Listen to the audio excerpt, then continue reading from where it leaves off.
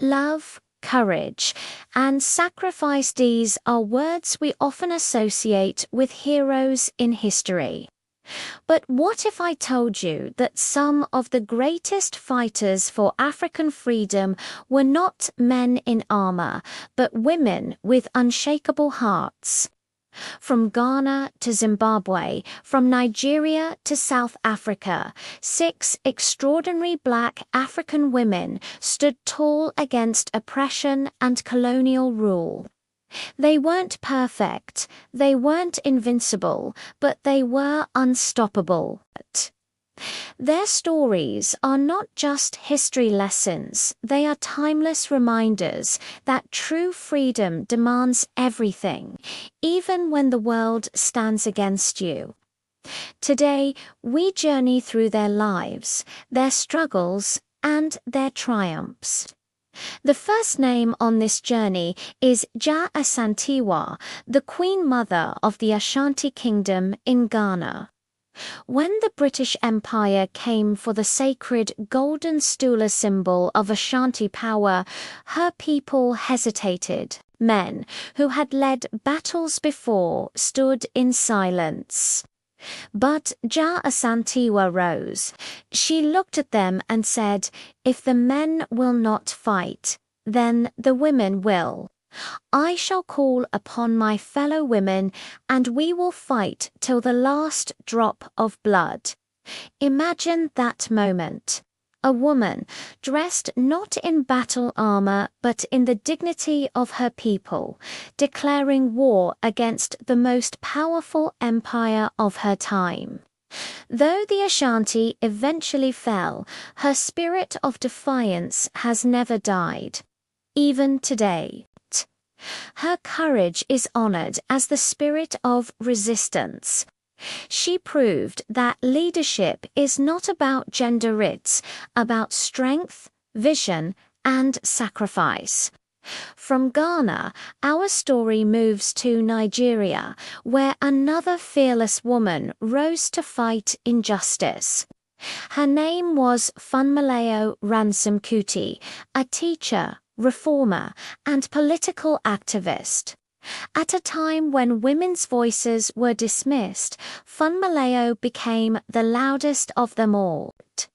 She organized Nigerian women against oppressive taxation and colonial exploitation, standing in front of soldiers and demanding justice for market women who were being crushed into poverty. Her voice shook the foundations of power. She didn't just fight for her generations. She paved the way for Nigerian women to claim their space in politics, business, and education. Today, she is remembered as the Lioness of Nigeria, a woman whose roar still echoes across time. If Funmilayo was the Lioness of Nigeria, then Winnie Madikizela Mandela was the unbroken spirit of South Africa. When her husband, Nelson Mandela, was imprisoned for 27 long years, the apartheid government thought the struggle would die in silence. But Winnie refused to break. She carried his voice, his dream, and his fight. She endured harassment, imprisonment, and isolation, yet every time she stepped outside, she spoke with the fire of 1,000 hearts. She became the face of resistance, a reminder that even when one leader is silenced, the dream of freedom can never be caged. Winnie was not without flaws, but her courage and resilience kept South Africa's hope alive during its darkest days. Pause for a moment and think about this. Each of these women faced betrayal, prison, and humiliation. Yet none of them gave up. Ask yourself, would you risk everything you had, your family, your comfort, even your life, for a freedom you may never live to see? These women did. They understood that freedom was bigger than one person, bigger than one lifetime. Their sacrifices planted seeds that still bloom today. From South Africa, our journey shifts to Kenya, where a woman named Mekatilili War-Menza rose to defy British colonialists. She was not a queen or a political figure. She was a simple woman with extraordinary courage. When men were forced into labor camps, she stood up and said no. With her voice, her charisma, and her determination, she united the Giriama people to resist. She was arrested, exiled, and beaten down, but every time she returned stronger. Mekatilili proved that you don't need an army to fight oppression. Sometimes all it takes is one voice unyielding, fearless, and determined to shake an empire. As we move deeper into this story, we meet Albertina Sisulu, often called the mother of the nation in South Africa. Unlike fiery protest leaders, Albertina was a quiet, nurturing force. She was a nurse, a caregiver, a mother not just to her children, but to every young activist who needed guidance. While her husband, Walter Sisulu, fought openly, Albertina kept the networks alive, organizing women, planning protests, and providing strength behind the scenes. She showed the world that revolutions are not won only in the streets. Sometimes they are nurtured in living rooms, whispered in secret meetings, and protected by the hands of mothers. Her strength was softer, but no less powerful. Finally, we arrive in Zimbabwe, where Nahanda Cha Nyakosakana stood as a spiritual leader during the first Chimurenga uprising. To her people, she was more than a woman. She was a prophetess, a symbol of divine resistance. When the British captured her, they expected fear. Instead, she declared, "My bones will rise again." And her prophecy came true. Years later, Zimbabwe rose against colonial rule, and her spirit was celebrated as the one who had foretold victory. Even today, her words inspire generations. True courage is not about living forever, but about leaving behind a spirit that never dies.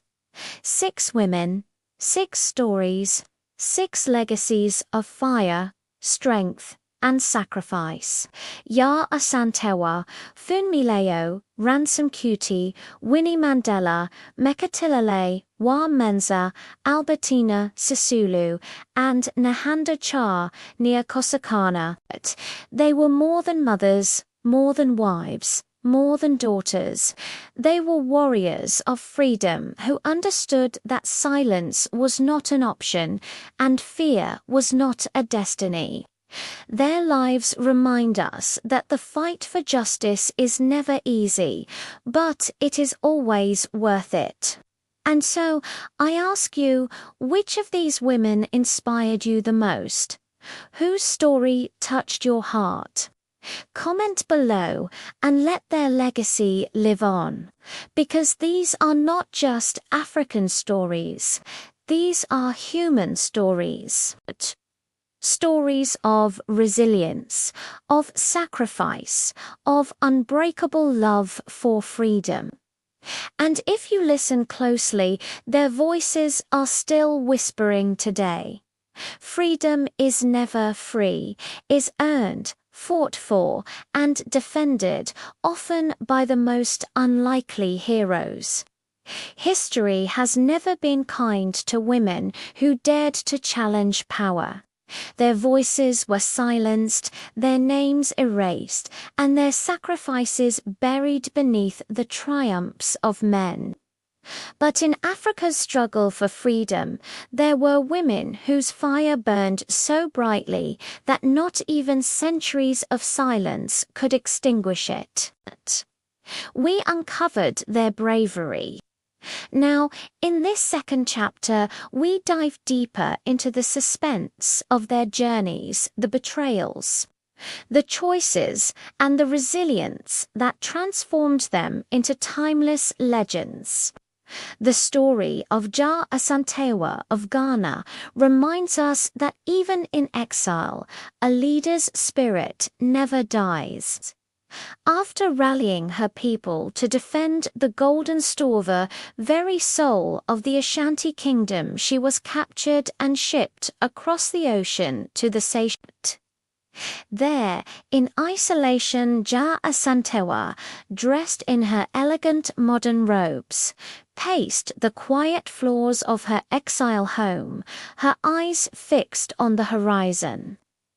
Every night she must have wondered, had her sacrifice been in vain? Would her people remember her, or would her name fade into silence? The suspense of her absence haunted the Ashanti, but decades later, when Ghana rose to independence, her memory returned like thunder. The stool was never surrendered, and Ya Asantewa's defiance became the prophecy of a nation's freedom. In Nigeria, Funmilayo Ransom Kuti lived her life on the razor's edge of danger and dignity. She was a modern woman, often seen in stylish gowns, standing tall before crowds of thousands, but suspense followed her at every step.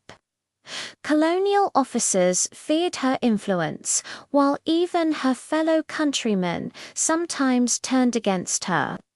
She once stood at the palace gates, surrounded by soldiers who threatened to fire if she did not disperse.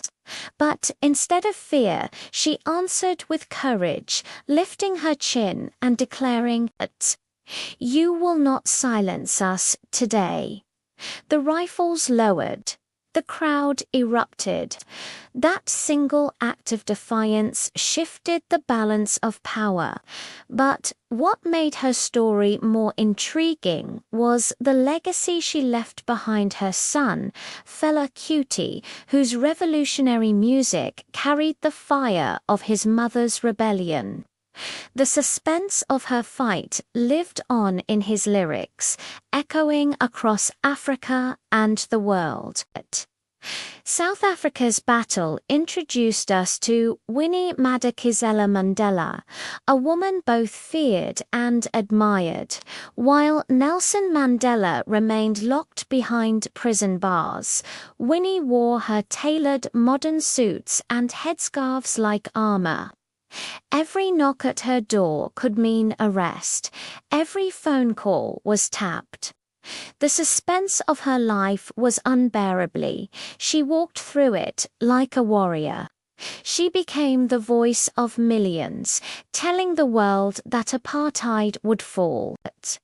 There was a time when she entered a courtroom surrounded by cameras, accused of crimes she never committed. Instead of appearing defeated, she straightened her back, her gaze sharp, and walked past the judges as though she herself were the one on trial. Suspense surrounded her future. Would she survive the relentless pressure? She did. And when South Africa celebrated its freedom, Winnie stood as proof that no prison bars, no propaganda, and no fear could silence a woman determined to free her people. Further north, in Kenya, Mekatiliwa Menza carried suspense in her every breath. Exiled hundreds of miles away, she escaped chains and prison walls, returning to her people like a spirit that could not be captured. Dressed in flowing garments, she stood in crowded marketplaces, her voice carrying over the hum of trade, calling her people to resist colonial taxes and forced labor. Soldiers trailed her, ready to arrest her again. Yet she never stopped. Imagine the suspense in the hearts of the villagers as they watched her challenge armed men with nothing but words. Each day could have been her last, but her defiance burned brighter than the weapons that surrounded her. Even after her passing, her story lived on in whispers and songs, a reminder that no cage could contain her. The suspense of sacrifice also defined Albertina Sisulu of South Africa. While others fought in the streets, Albertina fought in the quiet spaces of her home, in meetings lit by candlelight, and in the corridors of hospitals where she served as a nurse. She wore her modern uniform like a shield, balancing the roles of mother, healer, and activist. Each time she heard a knock at the door, she prepared herself for soldiers who might drag her away. Each time her children asked where their father was, she carried the heavy silence of a broken system. Yet she endured, knowing that every risk, every sacrifice, and every sleepless night was shaping the future of her country. Suspense was her constant companion, but she chose to live with it, proving that revolutions are not only won on battlefields, they are nurtured in homes, in whispered plans, and in unshakable hope. Then comes Nhanda Cha Nyakusakana of Zimbabwe, whose story ends but never truly ends. Before her execution by colonial forces, she stood proudly in her modern gown, her wrists bound, her eyes burning with prophecy. "My bones will rise again," she declared. The suspense of those words lingered long after her death. Did she mean her spirit would return? Did she mean her people would rise? The colonizers dismissed it as superstition. But years later, when Zimbabwe finally broke free, the people celebrated her prophecy as fulfilled. Statues were built in her honor, her name spoken with reverence.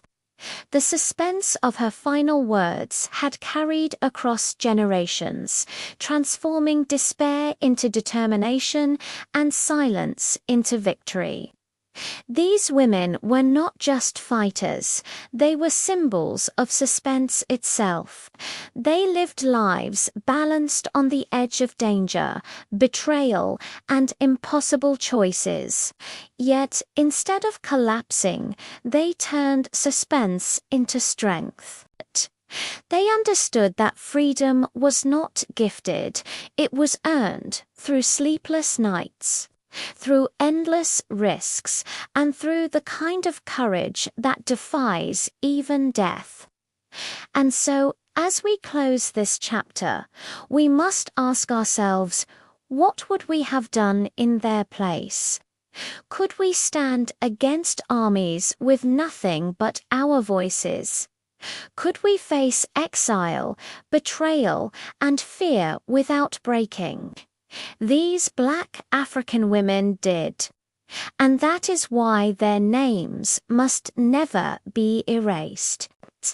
They are not just part of Africa's past, they are part of its living soul. Their suspenseful journeys remind us that the fight for freedom is never over, and that courage is not the absence of fear, but the choice to rise despite it.